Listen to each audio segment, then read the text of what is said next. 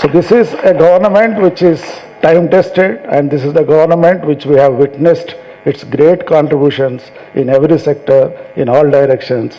Therefore, gentlemen, this is the time to declare our solid support to Mr. KTR and BRS. This is our moral duty to put all our efforts for his hat-trick success. Our Honorable CM Sri KCR Garu carved his indelible footprints in the sands of Indian history by his remarkable performance and unparalleled development of our state. Sri KTR Garu is an equally competent person to take forward this legacy of BRS. Sir, personally I am a great fan of you because of your rare qualities, your eloquent oratory skills, your transparent vision, your logical thinking, your uncompromising approach what may come, your honest confessions, your untiring efforts, and your deep concern for overall development of the state.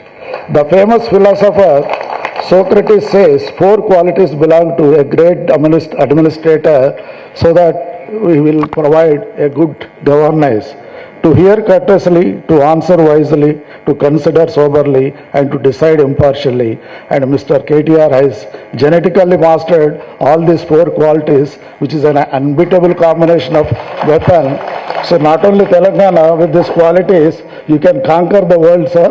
It's my gut feeling. Sir, it happened to see your interview on TV with Professor Nageshwar Rao a few days ago. So you have given one statement: if there is an alternative, better substitute, who can do a better job than us, it is a welcome change, and I don't mind sitting in the opposition. So that shows your honest confession and your selfless motives. But it's my feeling, it's feeling of everybody, for at least coming generation, we cannot find a real substitute who is competent enough like KTR or KCR, or who can perform like BRS.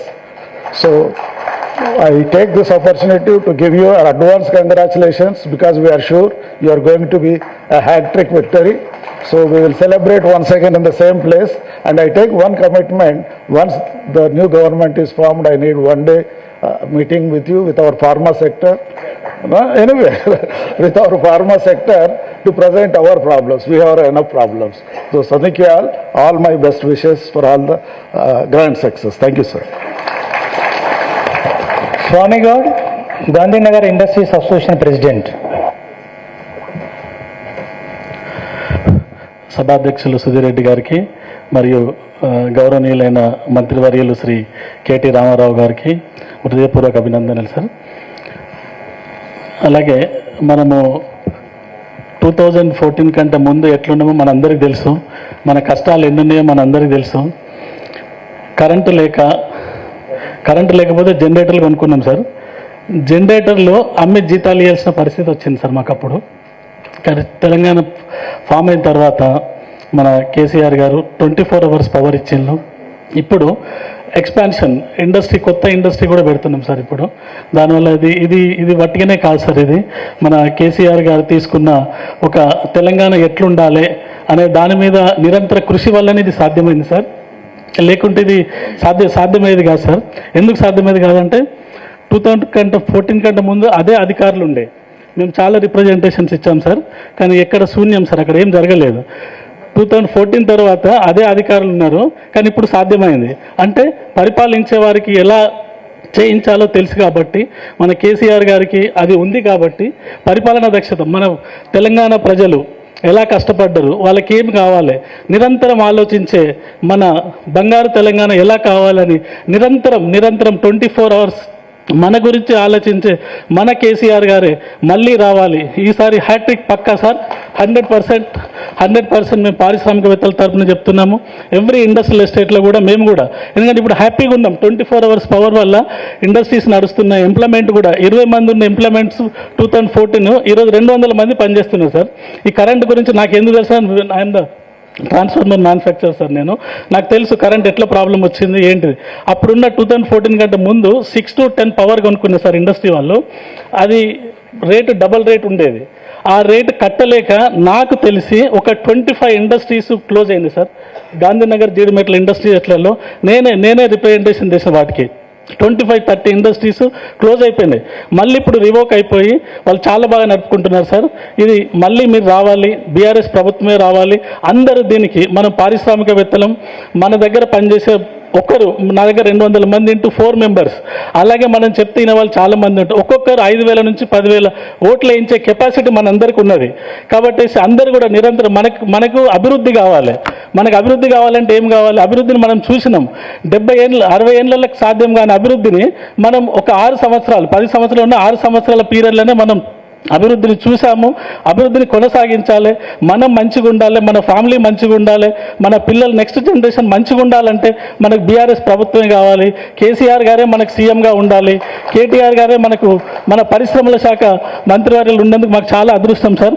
నేను నేను ఒక బెంగళూరుకి ఒక మీటింగ్కి వెళ్ళినా sir. I feel proud.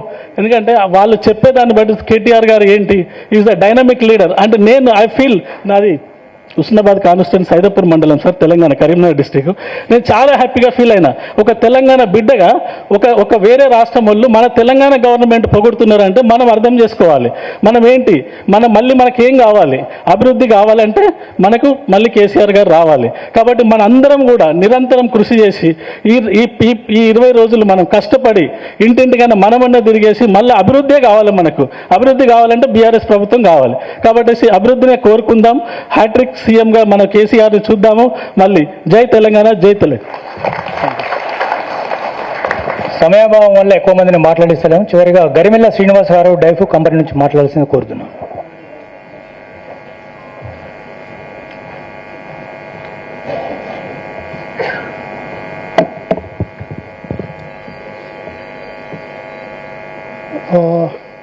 Honorable Minister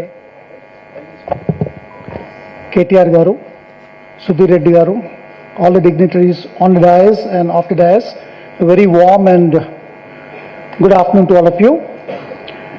All my preceding speakers have spoken on how the state has progressed and developed the last 10 years in terms of infrastructure, power, water, roads, institutions that support the industrial ecosystem like T-Hub, TASK, T-Works, etc.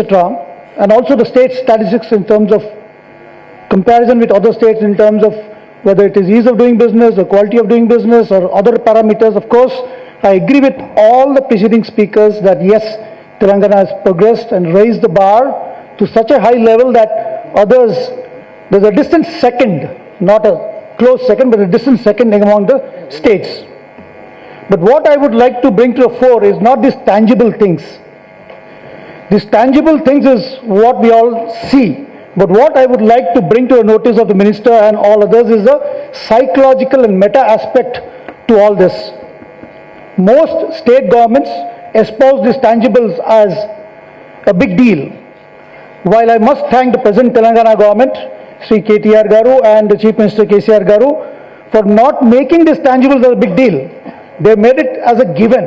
This is what we would expect, and they have given it without making such a big deal of it.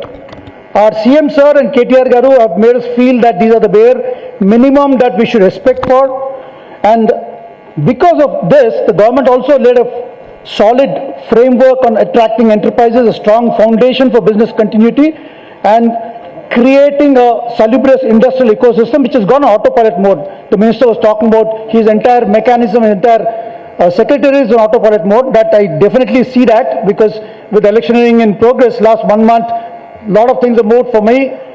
On a personal note, a lot of permissions have been granted during this 1 month as well. So we see a autopilot mode functioning of the government. The underlying philosophy of autopilot mode of ecosystem development is, and a highly congenial regulatory regime have given the enterprise a feeling of security, optimism, and to remain sanguine on both the business development and personal peace of mind, sir. This to me is the biggest deal indeed. As an entrepreneur, if I have to be focused on growth and scale, I shouldn't be saddled with this mundane and inane problems, electricity, state regulations and permissions, logistics. We have often heard Minister talk about ease of doing business and quality of doing business and peace of doing business. And like many others here would echo, I must say my company is an example of taking this help from Telangana government. In our 2 decades of entrepreneurial journey, wherein I had both the width and depth in terms of geography and scale, moving from micro to small to medium to large, and from Balnagar, Bonpally industrial area to Chellapalli to Pashamalaram to Chandan Valley. This entrepreneurial journey, the last 10 years were most profound and most experiential, and the quality of doing business has improved dramatically. I sincerely thank on behalf of all the industrial stations for making this possibility. Sir, your governments and your dynamism gives us great confidence on the future of the enterprises, and we remain confident of the further development of entrepreneurial ecosystem in the state. What we wish for is continuity of our government. Continuity of our government gives us cadence, rhythm, and harmony in our industrial development. So we would like the TRS government to continue and help this state of Telangana to grow, and all of us grow along with it. Obviously, we'll be saddling with that growth of Telangana. Sir, on our count, on the entrepreneurs count, we assure you of our support, as always we've given you, and we wish you all the best, very best, and thank you so much, sir. Thank you Srinivas గారు. ఒక పారిశ్రామిక ఎంతసేపటి నుంచో నేను మాట్లాడుతూ ఉంటున్నాడు, కానీ అతను చెప్పే విషయం ఏంటంటే, నాడు కరెంటు లేదు, పరిశ్రమలు నడుపుదామంటే డబ్బులు లేవు, బ్యాంకులు అసెట్లను సీజ్ చేసినాయి, అమ్ముదామంటే ప్లాట్లకు ధర లేదు, ఊళ్ళో వ్యవసాయ భూముల ధర లేదు, నేడు కరెంటు ఉంది, ఎక్కడ ప్లాట్ అమ్మినా కూడా మొత్తం ఎంటైర్ పరిశ్రమ అప్పుకట్టే పరిస్థితి ఉంది, అన్ని విధాలుగా మంచిగా ఉంది, నేను మాట్లాడతా అని అంటున్నాడు. ఆయన కూడా సమయాభావాలు ఇవ్వలేకపోతున్నాము. భావి తరాల నాయకుడు, తెలంగాణ బ్రాండ్ అంబాసిడర్, మనందరి అభిమాన నాయకుడు, మన మంత్రివర్యులు KTR గారిని స్పందించాల్సిందిగా కోరుతున్నాను.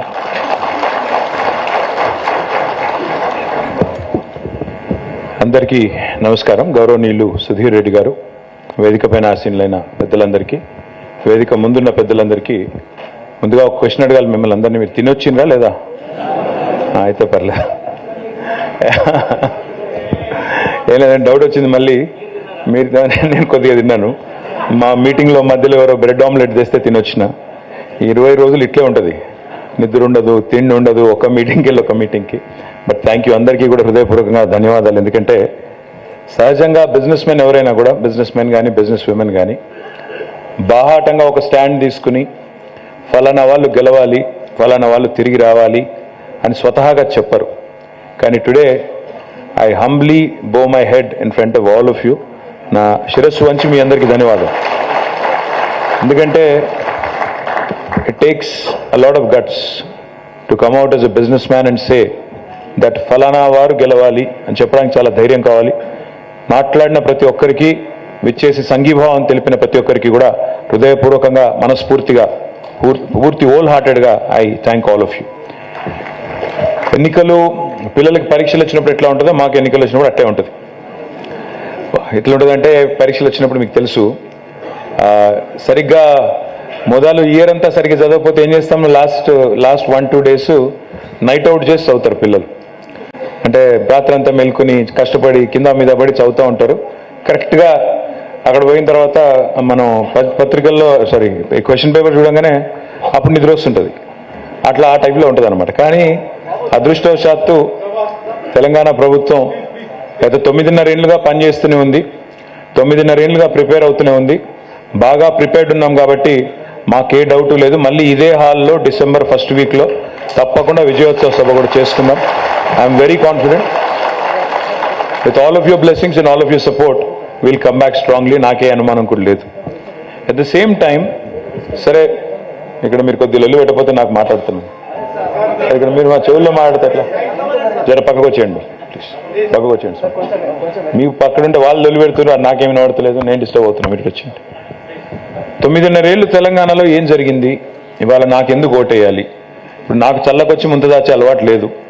మీరు అన్నీ చెప్పినారు, ఇండస్ట్రీ సమస్యలు, దుర్గాప్రసాద్ గారు, ఇంకా ఇతర పెద్దలు, పాశమైలారంలో, ఇంకా కొన్ని చోట్ల మేడం అయితే మోర్ ఇండస్ట్రియల్ స్టేట్స్, ఇంకా ఒక వక్త MSME ఫోకస్ చేయండి, భాస్కర్ రెడ్డి గారు అనుకుంటా, ఫోకస్ చేయండి అని చెప్పారు. ఇవన్నీ కూడా నేను విన్నాను, నేనున్నాను, కానీ నేను ఉంటాను. కానీ ఇప్పుడు మాత్రం December 3rd లోపల నేనేం చేయలేను. ఎందుకంటే ఐ మీన్ సస్పెండెడ్ యానిమేషన్. ఈ నిమిషానికి నేను అదేమంటారు, సుప్త చేతన అవస్థ అనేది అంటారు తెలుగులో, అందులో ఉన్నాను ప్రస్తుతం. ఆ అవస్థలో ఉన్నాం కాబట్టి, ఎన్నికల అవస్థలో ఉన్నాం కాబట్టి అప్పటిదాకా ఏం కాదు. You have to wait until December 3rd so that I can actually do something about it. But my department of course is working. Jayesh Ranjan is there. My entire team is working diligently. I'll certainly put in a word. I can tell them that I've received number of representations which need to be looked at, which need to be addressed, some ongoing issues that need to be started. ఒక మాట ఏం చెప్పారంటే effluent treatment plant మీరు శంకుస్థాపన చేశారు, ఇంకా ప్రారంభం కాలేదన్నారు పాశమైలారంలో. అట్లాంటివన్నీ కూడా I assure you fully that I'll sort it out. I'm actually just a text away. Most of the times I just receive a text and I act on it. Next time you don't have to wait for a meeting to happen. All you can do is please send me a text message and I'm happy to follow up on that. అయితే ఇక్కడికి ఈరోజు వచ్చింది నేను ఒక రాజకీయ నాయకుడిగా మీ మద్దతు కోరడానికి, మా పార్టీకి, మా ప్రభుత్వానికి, మరి మా పార్టీకి ఎందుకు ఓటేయాలి, ఎందుకు ఓటేస్తే మీకు వచ్చేది ఏంటి, తద్వారా మేము మళ్ళీ గెలిచి మళ్ళీ అది సేవ చేయాలనే ఒక ఆలోచనతో ఇక్కడికి వచ్చాను. I want to address 2-3 issues. ఒకటి, 9.5 ఏళ్ళు ఇందాక సార్ చెప్పినట్టు నిజంగా చెప్పాలంటే 9.5 ఏళ్ల కిందగా చూడడానికి లేదు. Any non Telugu speakers here? काफ़ी सारे लोग हैं क्या? तो बीच बीच में मैं हिंदी बोल लेता हूँ साहब, थोड़ा पूरा तेलुगु में थोड़ा मिक्स करके बोल लेता हूँ. हैदराबाद का हूँ तो बोल ले सकता हूँ. तो अगर आप पिछले 9.5 साल देखेंगे, పోయిన 9.5 సంవత్సరాలు చూస్తే నిజానికి we could not work the entire time, 9.5 years. Because, as a new state, obviously for the first 6 months, it took time to settle in. Kotta Rashtra. It was not a existing state and it was not like everything was handed on a platter. There are a lot of bifurcation issues, etc. Because ఒక అన్నదమ్ములు వేరుపడితే ఎట్లయితే కొద్దిగా time పడుతుందో settling ఇన్కి, అదే పద్ధతిలో మొదట 6 నెలలు మేము కూడా కొంచెం చిన్న చికాకులు, స్టేట్ ఫైనాన్సెస్ అర్థం చేసుకోవడానికి, ఏమేం చేయొచ్చు ఏమేం చేయలేము అవన్నీ అర్థం చేసుకోవడానికి మొదట 6 నెలలు పోయింది. అదే మాదిరిగా కోవిడ్ వచ్చిన తర్వాత ఇంకా మీకు తెలుసు, మొత్తం ప్రపంచం అంతా బాధితులమే, మీరు బాధితులే, మేము బాధితులమే, అందరం బాధితులమే. కాబట్టి 2 years కోవిడ్లో పోయింది. సో నికరంగా చూస్తే ఎన్ని రోజులు పనిచేసినామంటే మళ్ళీ last few months of course మళ్ళీ ఎలక్షన్. కాబట్టి నికరంగా చూస్తే నిజంగా కూడా 6 ఏళ్ళే పనిచేసింది. ఎగ్జాక్ట్గా మాకు దొరికింది ఎంత అంటే 6 ఏళ్ళు. మరి 6 ఏళ్లలో తెలంగాణ ప్రభుత్వం, కేసీఆర్ గారి నాయకత్వం ఏం చేసింది?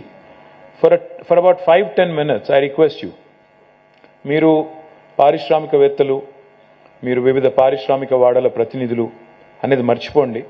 కేవలం ఒక తెలంగాణ సిటిజన్గా, తెలంగాణ బిడ్డగా, తెలంగాణ సిటిజన్గా ఒక 10 నిమిషాలు ఆలోచించండి. సరిగ్గా 10 నిమిషాలు. నేను మిమ్మల్ని కోరేది ఏమంటే, ఒక తెలంగాణ బిడ్డగా, తెలంగాణ సిటిజన్గా ఆలోచించినప్పుడు, తెలంగాణ పౌరుడిగా ఆలోచించినప్పుడు మీకు స్పష్టంగా అర్థమయ్యేటి కొన్ని ఉంటాయి. ఈ ప్రభుత్వం వచ్చినాడు ఎన్ని అనుమానాలు ఉండేటి. ప్రభుత్వం వచ్చినాడు కేసీఆర్ గారి మీద, టీఆర్ఎస్ అనే పార్టీ మీద ఎన్నో అనుమానాలు, ఎన్నో అపోహలు. వీళ్ళు వస్తే గొడవలు అవుతాయంట, వీళ్ళు వస్తే హైదరాబాద్లో ఎవరు పెట్టుబడులు పెట్టరంట, అసలు తెలంగాణ ఏర్పడితే కరెంటు ఉండదంట, అసలు తెలంగాణ ఏర్పడ్డ తర్వాత పంచాయతీలు పెట్టుకోవడం తప్ప తెల్లారి నుంచి అసలు గవర్నెన్స్ ఉంటుందా, అసలు వీళ్ళకు ఒక ఉద్యమ పార్టీ, ఆందోళనలు చేసి రాష్ట్రం తెచ్చిన పార్టీ, మరి వీళ్ళకి పరిపాలన చేతనవుతుందా? ఇన్ని అనుమానాలు మా మీద. నన్ను ఒక ఫ్రెండ్ డైరెక్ట్గా అడిగింది, ఒక అమ్మాయి, షీ వాజ్ అన్ ఇండస్ట్రియలిస్ట్. ఒకసారి ఇట్లాగే ఏదో ఒక మీటింగ్ పెడితే, it was a dinner meeting, డైరెక్ట్గా వచ్చి నాకు కొంత పరిచయం ఉంది కాబట్టి చనువు తీసుకుని అడిగింది, ఏంటి మీరు 50,000 మంది వచ్చి ఏదో మొత్తం మార్చ్ చేసి మొత్తం ఇక్కడుండే ఆంధ్ర వాళ్ళ ప్రాపర్టీస్ అన్ని తీసేసుకుంటారంట కదా, అందరిని లాగేసుకుంటారంట కదా, తరిమేస్తారంట కదా అని అడిగింది. నేను ఎవరు చెప్పారు మీకు అన్నాను. ఏం లేదు, వాట్సాప్లో వచ్చింది అంది. నేను వాట్సాప్లో వచ్చినాయని చదివేస్తే, వాట్సాప్లో వచ్చినాయని నమ్మేస్తే చాలా కష్టం తల్లి, అట్లాంటివి ఏమీ లేవు. మా సీఎం గారు స్పష్టంగా చెప్పారు, మా నాయకుడు స్పష్టంగా చెప్తున్నాడు, ఇది స్టేట్ ఫైట్, స్ట్రీట్ ఫైట్ కాదు, వీధి పోరాటం కాదు, మాకు వైలెన్స్ అనేది మేము చేసేది కాదు, మాకు ఆసక్తి లేదు అట్లాంటి సబ్జెక్టు, ఎలాంటి పంచాయతీలు కూడా ఉండవు. మేము ప్రజలకు ఇచ్చిన ప్రామిసెస్, తెలంగాణ ఉద్యమ సమయంలో 14 ఏళ్ల పాటు we have made several promises. ఈ తెలంగాణ వస్తే ఈ లాభం జరుగుతుంది, ఆ లాభం జరుగుతుంది అంటూ చెప్పినవన్నీ, వాటి అమలు కోసం పనిచేయడానికి మాకు ఒక రోజుల్లో 24 గంటలు ఉంటే కూడా సరిపోదు, మేము ఎక్కడ పెట్టుకుంటాం, కెలికి పంచాయతీలు పెట్టుకునే అవసరం మాకు లేదు అని చెప్తే కూడా చాలామంది నమ్మలేదు. 2014లో I held a meeting in Taj కృష్ణలో ఆ రోజు చాలా ఇండస్ట్రియల్ గ్రూప్స్ వచ్చినాయి, ఐటీ వాళ్ళు వచ్చారు చాలామంది, మిగతా వాళ్ళు వచ్చారు. I told them that day, I said you have to wait for 1 year. Hyderabad will rock again. Hyderabad will do really well. మీరు పొరపాటున కూడా 1 ఎకరం భూమి ఉన్నా, అర ఎకరం ఉన్నా, 100 గజాలు ఉన్నా అమ్మకండి. ఎందుకంటే ఎవరెవరో చెప్తున్నారు భూముల విలువలు పడిపోతాయని, రంగారెడ్డిలో, హైదరాబాద్లో రకరకాల దుష్ప్రచారాలు చేస్తున్నారు. దయచేసి మీరు ఎవరు నమ్మకండి అని చెప్పాను. ఇన్ని అనుమానాల మధ్యన, ఇన్ని అపోహల మధ్యన మన ప్రయాణం ప్రారంభమైంది 2014 జూన్ 2 నాడు. కానీ with in a short span 6 నుంచి 9 నెలల లోపలనే విజయవంతంగా, ఆనాడు మీకు గుర్తుండాలి, ఒక వేరే హోటల్లో ముఖ్యమంత్రి గారు వివిధ ఇండస్ట్రీ అసోసియేషన్స్తో దాదాపు 7 గంటల పాటు సమావేశం పెట్టారు. ఆల్ డిఫరెంట్ ఆర్గనైజేషన్స్ వచ్చి సీఎం గారు వరుసగా 7 hours కూర్చున్నారు. కూర్చున్న తర్వాత మాకందరికీ పిలిచి, ఆఫీసర్లందరినీ, మినిస్టర్స్ అందరినీ పిలిచి చెప్పారు, today I felt very sad as a chief minister, as a head of the state, felt very sad. నేను అడిగాను ఇండస్ట్రీ అసోసియేషన్స్ అన్నింటినీ, అందులో రిప్రజెంటేటివ్స్ని, what is the plight of timely clearances, time bound clearances ఇస్తున్నారా అని అడిగాను. సరైన ఆన్సర్ రాలేదు. ఎన్ని రోజుల్లో పర్మిషన్ వస్తుంది అంటే దైవాధీనం, వాళ్ళ దయ మన ప్రాప్తం అన్నట్టు మాట్లాడారు. ఇండస్ట్రియల్ అలాట్మెంట్స్, ఇన్ఫ్రాస్ట్రక్చరు, వాటికి సంబంధించి పరిస్థితి ఏంటని అడిగితే సరైన సమాధానం, సంతృప్తికరమైన సమాధానం రాలేదు. ఇక పవర్ సిచ్యువేషన్ అయితే చెప్పాల్సిన అవసరం లేదు, చాలా పెథటిక్ ఉంది పవరు. 2 రోజులు పవర్ హాలిడేలు ఉంటే ఎట్లా, 3 రోజులు పవర్ హాలిడేలు ఉంటే ఎట్లా పరిశ్రమ నడుస్తుంది, ఎట్లా కార్మికులు వాళ్ళు 3 పూటలా తినే పరిస్థితి ఉంటుంది. ఎందుకంటే హ్యాండ్ టు మౌత్ బతుకుతారు, రెక్కాడితే కానీ డొక్కాడదు. కాబట్టి ఎట్లా బతుకుతారు? మోర్ దెన్ ద ఇండస్ట్రియలిస్ట్, వాళ్ళ మీద ఆధారపడ్డ వేలాది మంది కార్మికుల పరిస్థితి ఏంటి అని చాలా చాలా సీరియస్గా క్యాబినెట్లో మా అందరితో చర్చ పెట్టారు.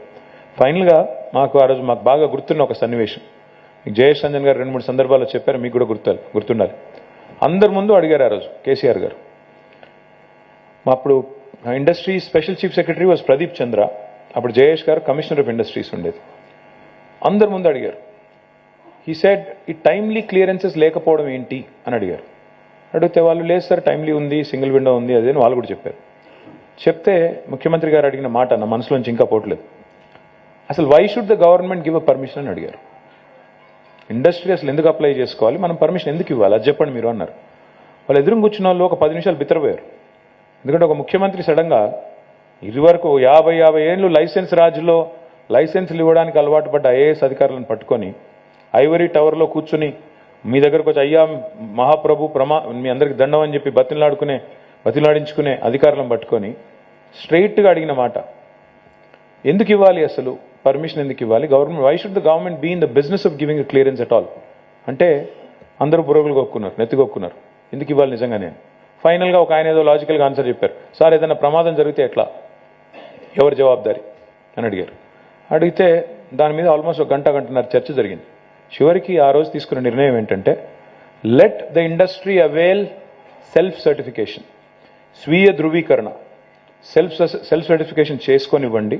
As long as I'm in compliance with the law of the land, I'm going to be a law abiding enterprise, if the industry can actually self certify and start construction. Of course ఒక compliance కోసం, regulatory purposes కోసం ఒక permission కూడా ఇవ్వండి, కానీ అది కూడా time bound ఇవ్వండి, 15 రోజులు ఇవ్వండి. ఇవ్వకపోతే 16వ రోజు ఆటోమేటిక్ అప్రూవల్. అట్లా వచ్చింది ఇప్పుడు మీరు చెప్పిన TSI pass. It did not come about just like that. It came out after your interaction. It came out because the Chief Minister was determined to make a change. It came out because the Chief Minister was hell-bent on making it easy for you to do business. వాస్తవం ఏంటి అంటే, ఒక తెలంగాణ బిడ్డగా ఆలోచించమని చెప్పింది ఏంటంటే, ఇవాళ power supply బాగైందా లేదా అంటే చిన్నపిల్లల్ని అడిగినా చెప్తారు. కానీ తమాషా ఏంటంటే, memory is a funny thing. జ్ఞాపక శక్తి అనేది చాలా మనిషికి మతిమరుపు అనేది ఇట్స్ ఇంట్రెస్టింగ్ థింగ్. ఎట్లా అంటారా, అప్పుడప్పుడు మనకు అది మంచిది. ఎందుకంటే మన ఇంట్లో మన దగ్గర వాళ్ళు ఎవరో పెద్దవాళ్ళు ఎవరైనా చనిపోతే for us to move on in life మర్చిపోలేకపోతే అదే జ్ఞాపకాల్లో బతికితే జీవితం ముందుకు పోదు. But at the same time చాలా విషయాలు మనం మర్చిపోతాం కొంత టైం అయిన తర్వాత. ఉదాహరణకి పవర్ క్రైసిస్ ఎంత తీవ్రంగా ఉండేదో హైదరాబాద్లో కానీ తెలంగాణలో కానీ మర్చిపోయాం కన్వీనియంట్గా. చాలామంది they take it for granted. చాలామంది గత అనుభవం లేని వాళ్ళు ఏమనుకుంటారంటే, ఏముంది ఇప్పుడు కొత్తగా కరెంట్ ఇచ్చేదేముంది, వస్తానే ఉంది కదా, వీళ్ళు ఇచ్చేదేంటి, ఇట్లా ఉంటుంది అనమాట థింకింగ్. మీకు ఉదాహరణకు చెప్తాను మీకు. నేను అక్కడక్కడ మేము 24/7 పవర్ సప్లై అని చెప్పినప్పుడు I keep getting messages in social media. నాకు మెసేజ్ చాలామంది టాంట్ చేస్తూ పంపుతుంటారు. 10 నిమిషాలు కరెంటు పోగానే ఆవేశంగా, ఇదేనా నువ్వు చెప్పిన బంగారు తెలంగాణ, ఇదేనా నువ్వు చెప్పిన 24 గంటల కరెంటు, పోయి 10 నిమిషాలైంది పండుకోలేకపోతే ఏం చేస్తున్నావా అంటే నాకు అర్థం కాదు. ఓకే అంటే 10 ఏళ్ల కిందటనేమో 10 గంటలు కరెంటు పోతే అడిగినోడు లేడు, పట్టించుకున్నోడు లేడు మీరు అడిగినా. ఇవాళ 10 నిమిషాలు పోతే తిడుతున్నారు అంటే ఎంత బాగా అలవాటు పడ్డారు. ఆ అలవాటులోంచి 10 నిమిషాలు పోతే కూడా బర్దాస్త్ చేయలేని పరిస్థితి వచ్చిందంటే అప్పుడప్పుడు సంతోషం అవుతుంది, దుఃఖం కూడా అవుతుంది. సంతోషం ఎందుకంటే at least the quality of power is improved, it's an indirect compliment. But దుఃఖం ఎక్కడ అవుతుందంటే గతం అంత వేగంగా మర్చిపోతే ఎట్లా? How can you take it for granted? ఇప్పుడు నిన్నగాక మొన్న కర్ణాటక డిప్యూటీ చీఫ్ మినిస్టర్ వచ్చి ఆయన ఏం చెప్పారు? పాపం ఆయన వీళ్ళు తీసుకొచ్చిన వాళ్ళు పాపం సరిగా ఆలోచన చేయలేదు, స్క్రిప్ట్ ఇవ్వలేదు. వచ్చి ఆయన ఏం చేసిండు, మా నెత్తి మీద పాలు పోసిపోయిండు. వికారాబాద్ జిల్లాకు వచ్చిండు, రైతుల మీటింగ్, అక్కడ రైతులందరూ వస్తే వాళ్ళందరికీ చెప్తున్నాడు ఆయన 5 గంటల కరెంట్ ఇస్తున్నాం కర్ణాటకలో అంటున్నాడు. కింద వీళ్ళందరూ బుర్రలు కొట్టుకుంటున్నారు. ఈయన ఎవడరా బాబు, ఇక్కడ 24 గంటల కరెంట్ ఇచ్చే రాష్ట్రానికి వచ్చి 5 గంటల కరెంట్ ఇస్తున్నా అని చెప్తున్నాడు, as if it's a big deal అని చెప్పి వీళ్ళు నవ్వుతున్నారు కింద. ఆయనకు అర్థం కావట్లేదు, బాగా మాట్లాడావు అని చెప్పి ఇంకా మళ్ళీ పంపించారు. మళ్ళీ రానిట్లేదు ఆయన ఇక్కడికి, ఇంకా మళ్ళీ వస్తే కొంప ముంచుతాడని అక్కడి నుంచి అక్కడే పంపించేసినారు. పాయింట్ ఏంటంటే ఇవాళ నేను ఇందాక ఇప్పుడు ఇండియా టుడేలో ఒక షోకి పోయి వచ్చిన, వాళ్ళని అదే అడిగాను నేను. ఇప్పుడు I'm not a fool to think I'm going to be in power for ever. Nobody is here for ever, we know that. మనం భూమి మీదకి వచ్చిందే ఎక్స్పైరీ డేట్తో వస్తాం, ఎప్పుడో అందరం పోవాల్సిందే. కాకపోతే మనం ఏదో పర్మనెంట్గా బతుకుతాం అన్నంత పోజులు కొడుతూ బతుకుతాం, కానీ ఎవరం బతుకం. Nobody is here for ever. కాకపోతే రోజు బతికే స్టైల్ ఎట్లుంటుందంటే శాశ్వతం. మనం ఇక్కడ దానికి పనికి మాలిన పంచాయతీలు పెట్టుకొని, ఈగో ప్రాబ్లంలు పెట్టుకొని, కొన్నిసార్లు మాటలు బంద్ చేసి దోస్తులతోని చుట్టాలతోని ఆ టైప్లో బతికేస్తుంటాం ఏదో పర్మనెంట్గా వచ్చినట్టు. వాస్తవం ఏంటి? Nobody is here for ever. కొన్ని రోజులకి అందులో అధికారం ఇంకా షార్ట్. ఎవ్వరు కూడా అధికారంలో పర్మనెంట్గా ఉండరు. పెద్ద వాళ్ళే పోయారు ఈ దేశంలో. ఇందిరాగాంధీ ఓడిపోయింది, ఎన్టీ రామారావు ఓడిపోయారు. మేము అంతకంటే పెద్దవాళ్ళం అయితే కాదు. బట్ పోవాలి, నాకు తెలుసు ఎప్పుడు దిగాలి. డెఫినెట్గా ఎప్పుడో ఒకప్పుడు అందరం దిగాల్సిందే. ఇందులో కూర్చున్న తర్వాత కుర్చీలో అంటుకొని అక్కడ కూర్చోడానికి అది ఫెవికాల్ లేదు, ఫెవిక్విక్ లేదు. కాబట్టి 5 ఏళ్ళకి ఒకసారి మాకు పరీక్ష వస్తుంది, ఆ పరీక్ష పాస్ కావాలి, రెన్యువల్ కావాలి. When should people think of an alternative? ఎప్పుడు, ఏ సందర్భంలో? మాకంటే మెరుగైన పరిపాలన నమూనా ఎవరైనా ఆవిష్కరించినా, లేదా ఈ దేశంలో ఇంకో రాష్ట్రంలోనో వాళ్ళు if they have done better, they should bring that example here. చూసారా, వీళ్ళకంటే బెటర్ చేశాము కాబట్టి మాకు అవకాశం ఇవ్వండి అని చెప్పాలి. లేదా దే షుడ్ అట్లీస్ట్ సే వీళ్ళు ఫలానా రంగంలో ఫెయిల్ అయ్యారు కాబట్టి మాకు అవకాశం ఇవ్వండి అని చెప్పాలి. ఈరోజు ఏం జరుగుతుంది తెలంగాణలో? Let me quickly encapsulate what has happened in the last 9.5 years. Happy to share with you, 1,14,000 rupees was Telangana's per capita income. తలసరి ఆదాయం తెలంగాణది 1,14,000 రూపాయలు 2014లో. ఈరోజు భారతదేశంలోనే అత్యధిక తలసరి ఆదాయం కలిగిన రాష్ట్రంగా, నెంబర్ 1 రాష్ట్రంగా తెలంగాణ 3,17,000 రూపాయలతో అగ్రభాగానికి వచ్చింది. ఇదేదో ఈజీగా అయిపోయే పని, దీనిలో ఏముంది అని ఎవరైనా అంటే, అది ఎవరున్నా అయ్యేది కదా అని ఎవరైనా అనుకుంటే, మరి ఎవరున్నా అయ్యేది ఉంటే ఇదివరకు కూడా కావాలి కదా. ఇప్పుడు పవర్ ప్రాబ్లం సాల్వ్ చేయడం అంత ఈజీ అవుతే, ఎలక్ట్రిసిటీ క్రైసిస్ని నివారించడం అంత చాలా ఈజీ, చాలా అయిపోయేది, ఆటోమేటిక్గా అయిపోయింది, చూమంతరంటే అయిపోయింది అంటే, మరి 65 ఏళ్ళు ఎందుకు కాలేదు? ఆ ప్రాబ్లం ఎందుకు సాల్వ్ కాలేదు? Why did it remain a challenge? Drinking water, హైదరాబాద్లో కొన్ని ప్రాంతాల్లో 14 రోజులకు ఒకసారి నీళ్ళు వచ్చే పరిస్థితి. 14 రోజులకు ఒకసారి. కుత్బుల్లాపూర్ ఆ ప్రాంతంలో, నిజాంపేట ఆ ప్రాంతంలో 14 డేస్కి ఒకసారి వచ్చేది. ఇవాళ కనీసం ఆల్టర్నేట్ డే వస్తుంది. ఆల్టర్నేట్ డే కనీసం 1.5 hour వస్తుంది. కానీ మా డ్రీము, మా ఆశయం అది కాదు, మీకు ఆల్టర్నేట్ డే నీళ్ళు తాగించడం కాదు. నేను చాలాసార్లు చెప్తా ఉంటాను, మీరు చూసింది ట్రైలర్ మాత్రమే, ఇంకా సినిమా ముందుందని చెప్తా ఉంటాను నేను. ఈ 9.5 years మీరు చూసింది కొంతే, ఇంకా ఆలోచన చాలా పెద్దది మాది. మేము ఊహించే హైదరాబాద్, మేము ఊహించే తెలంగాణ ఎట్లాంటిది అంటే, కేసీఆర్ గారు చెప్పే తెలంగాణ ఎట్లాంటిది అంటే, ఆల్టర్నేట్ డే వాటర్ సప్లై ఉండే తెలంగాణ కాదు. 24 గంటలు నీళ్ళు ఇచ్చే రోజు నేను మీకు తప్పకుండా పరిచయం చేస్తాను, మీరు చూస్తారు. I promise you this. It is a dream of mine, a personal dream of mine. ఎందుకంటే నాకు కొన్ని అనుభవాలు అట్లా ఉన్నాయి. నేను దావోస్కి వెళ్ళినప్పుడు మొట్టమొదటిసారి ఆ జ్యూరిక్లో హోటల్లో దించారు. జనరల్గా హోటల్కి పోగానే ఏం చేస్తాం మనం? ఫ్రెష్ అయ్యి ఆడ వాటర్ బాటిల్ ఏడుందని ఎత్తుకుతుంటాం. ఆడ వాటర్ బాటిల్ దొరకలేదు. ఇదేం బాధరా, వీడు ఇది కూడా అమ్ముతున్నాడా ఏందని చెప్పి ఫ్రిడ్జ్లో చూసిన. ఫ్రిడ్జ్లో ఆల్కహాల్ ఉంది తప్ప వాటర్ లేదు. ఇది ఎక్కడ బాధ అని చెప్పి, నీళ్ళు దొరకలేవు, ఏం చేయాలని చెప్పి అటు ఇటు చూసి వాడికి ఫోన్ చేసిన. అయ్యా మరి వాటర్ బాటిల్ లేదు, ఇదేంద్రా మీరు వాటర్ బాటిల్ పెట్టకపోతే ఎట్లా అంటే, ఏమన్నాడు తెలుసా? Sir please go to your bathroom, అక్కడ గ్లాస్ ఉంది, ట్యాప్ వాటర్ నీళ్ళు తాగమన్నాడు. నేను బాత్రూమ్ నీళ్ళు తాగడం ఏంటి దరిద్రం కానీ, పోయిన లోపలికి పోయి చూస్తే అక్కడ ఒక చిన్న కార్డు పెట్టింది. తర్వాత ట్వీట్ కూడా చేశాను ఆ రోజు. దాని పేరు జూరీ వాటర్. జూరీ వాటర్ అంటే ఇది మా జూరిక్లోని స్ప్రింగ్ వాటర్. ఇది ఇక్కడ ఉండే నీళ్ళని సాఫ్ చేసి మీకు ఏదైతే మీరు బాత్రూంలో స్నానం చేయడానికి వాడుకునే నీళ్ళునే దీన్నే తాగొచ్చు, అంత శుద్ధమైన వాటర్ ఇస్తున్నాం మీకు, this is portable drinking water అని చెప్పింది. ఆ రోజు అనిపించింది నాకు, అంటే మనకు వాళ్ళకి తేడా ఏంటి, ఎక్కడున్నారు వాళ్ళు, ఎక్కడ మిగిలిపోయాం మనము అని ఆలోచిస్తే, tomorrow the Telangana that I would like to see, the Hyderabad I would like to see is the one where our children should feel safe and confident drinking that tap water, and that tap should be functional and it should be up and running 24/7. I'm not saying రెండేళ్లలో అయిపోద్ది, మూడేళ్ళు అయిపోద్ది నేను cinema చూపెట్టను, ఓట్ల కోసం అట్లా అబద్ధాలు చెప్పాల్సిన అవసరం లేదు. It will happen, but it might take some time, కొద్దిగా ఒక 5-6 ఏళ్ళు పట్టొచ్చు. బట్ ఐ ప్రామిస్ యూ ఇది తప్పకుండా చేసి పరిచయం చేసే బాధ్యత నేను తీసుకుంటాను. అదే మాదిరిగా డ్రింకింగ్ వాటర్ బాగైంది, కరెంటు బాగైంది. ఇవాళ తెలంగాణలో మీరు చూస్తే ఇండస్ట్రీ ప్రాస్పర్ అయ్యిందా లేదా, భూముల ధరలు పెరిగాయా లేదా నాకు మీరు చెప్పాల్సిన అవసరం లేదు, మీకే తెలుసు. 2014లో భూముల ధరలు ఏంటి, ఇవ్వాలేంటి, ఇండస్ట్రీ ఢమాలన్నారు, భూముల ధరలు ఢమాలన్నారు, మొత్తం అన్నీ పోతాయన్నారు, ఇండస్ట్రీ ఎత్తిపోతుందన్నారు.